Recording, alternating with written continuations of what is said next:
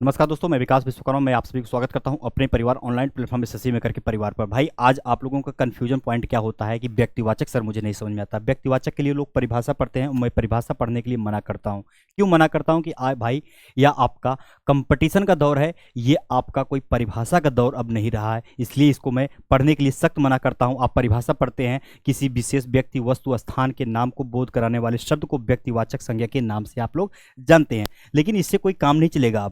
अब आपका कंपटीशन में क्या होता है, डायरेक्ट आंसर चाहिए। कैसे हो सकता है वह व्यक्तिवाचक का परिभाषा? बस ऐसे याद कर लो कि दुनिया में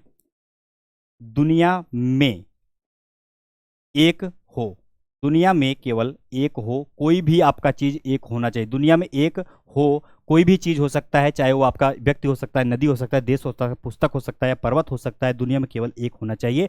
आप मुझे बताइए कि गाय दुनिया में केवल एक है क्या? आप कहेंगे नहीं, दुनिया में गाय एक नहीं है, कई नस्ल की गाय पाई जाती है, इसलिए जातिवाचक के अंतर्गत आ जाएगा। नदी दुनिया में एक है या पांच है? आप कहेंगे नहीं, नदी तो बहुत होती है। नील नदी हो गया, अमेजन नदी हो गया, गंगा नदी हो गया, यमुना नदी हो गया, तमाम ब्रह्मपुत्र नदियां होती हैं, इसलिए यह जातिवाचक के अंतर्गत आएगा।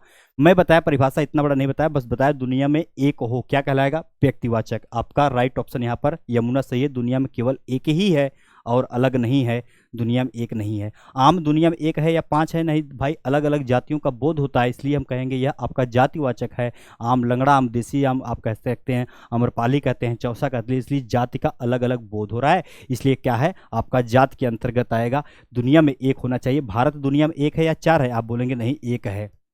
अमेरिका दुनिया में एक है या चार है? नहीं, आपका दुनिया कहेंगे एक है। माउंट एवरेस्ट दुनिया में एक है या तीन है? आप बोलेंगे एक है। दुनिया में एक होना चाहिए, चाहे गीता हो, चाहे पुराण हो, चाहे बाइबल हो, चाहे कुरान हो, चाहे व्यक्ति का नाम हो, देश का नाम हो, पुस्तक का नाम हो, मेरे दोस्त, हमेशा के लिए वह क्या कहलाएगा?